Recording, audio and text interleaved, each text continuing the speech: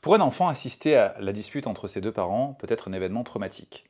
Il peut ressentir de la colère, de la peur, de la culpabilité, et cela peut même poser un problème dans l'expression future de ses émotions, parce que devant ses yeux, les personnes qui comptent le plus pour lui sont en train de se déchirer sous le coup de la colère. Donc la colère va peut-être être perçue involontairement comme quelque chose de dangereux. Or, la colère peut évidemment se réguler et surtout s'exprimer de manière non agressive. C'est, disons-le, le travail d'une grosse partie de notre vie que de pouvoir identifier, verbaliser, réguler cette colère-là et éviter que les conflits deviennent des champs de bataille entre des personnes.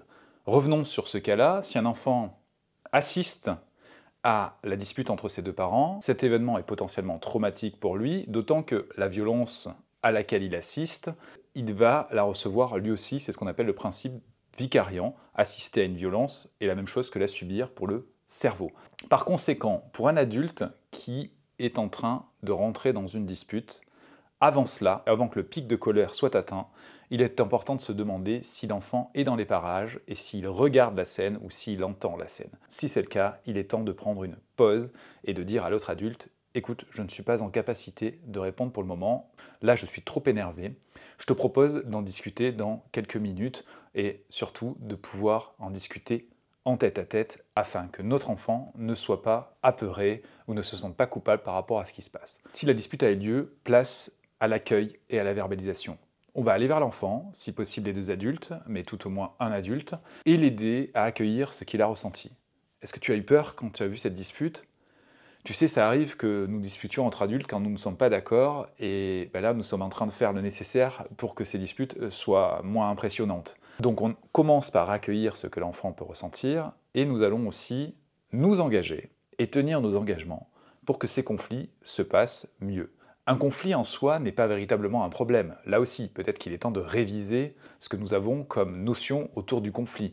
Un conflit peut donner lieu à des solutions, notamment entre deux adultes, et surtout lorsque on est suffisamment calme pour pouvoir parler et dire ce que nous avons sur le cœur, tout en évoquant des solutions ensuite. D'ailleurs, vous allez vous rendre compte, si vous suivez quelques préconisations de cette vidéo, déjà en prenant une pause lorsque vous sentez l'énervement monter en vous, vous allez vous rendre compte que les discussions ensuite sont beaucoup plus constructives, d'autant que vous allez peut-être utiliser aussi d'autres astuces comme un message jeu. Voilà, quand je vois ceci, je ressens cela, plutôt que de dire à un autre adulte « tu m'énerves, tu me gonfles, tu fais toujours les mêmes choses », donc des généralisations, des accusations qui vont envenimer le conflit. Pensons aussi à notre langage non-verbal.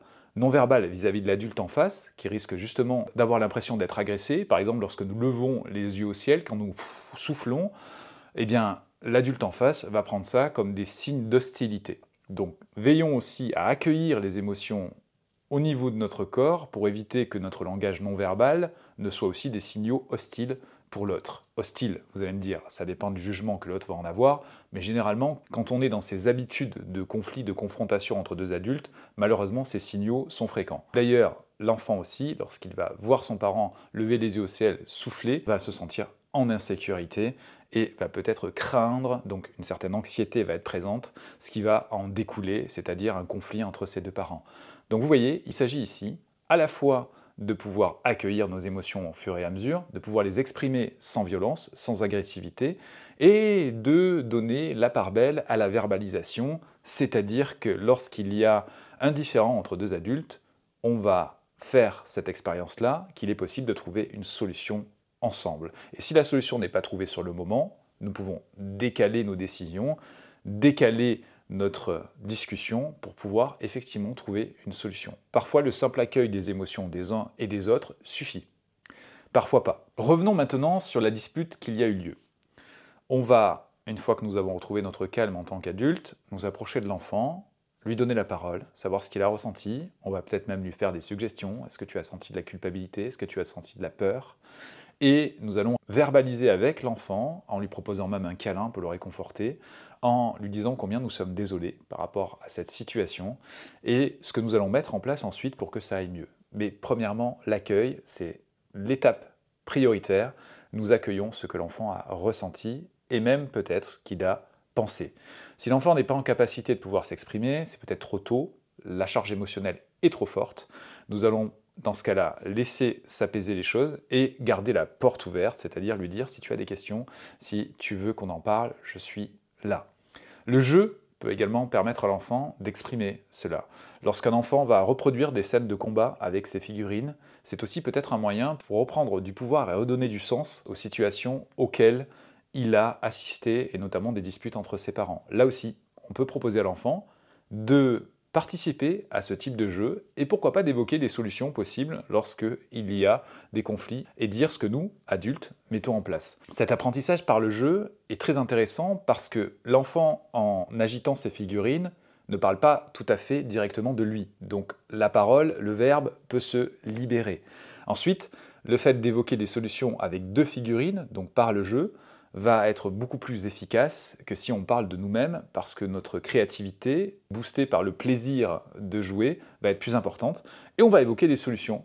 Et le jeu permettra même à l'enfant de pouvoir évoquer des souvenirs personnels. Par exemple, il va peut-être évoquer une expérience qu'il a eue à l'école, où il s'est senti blessé dans une situation où un de ses camarades l'a mis à l'écart, ou s'est moqué de lui, et peut-être que l'enfant s'est senti complètement démuni parce qu'il n'a pas pu s'affirmer à ce moment-là. Et là aussi, on a des clés, c'est-à-dire que l'enfant va pouvoir, via le jeu, imaginez comment il aurait pu réagir dans cette situation. Le jeu est un moyen précieux pour rejouer les scènes passées et imaginer des solutions pour le futur et intégrer ses compétences dans le présent. Pour résumer, rappelons-nous notre responsabilité. Les conflits sont difficilement évitables, mais il est possible d'acquérir des compétences pour que ces conflits se passent sans violence. C'est valable pour nous, c'est valable surtout pour les enfants qui sont en plein développement et qui ont besoin de bienveillance et d'empathie pour se développer au mieux. L'empathie, c'est ce que nous allons mettre au centre de cette nouvelle gestion des conflits que nous pourrions avoir, c'est-à-dire qu'on va employer un message jeu, nous allons éviter les signaux hostiles et surtout, nous serons capables de pouvoir dire non, je ne suis pas en capacité de pouvoir échanger pour l'instant avec toi parce que j'ai besoin de retrouver mon calme.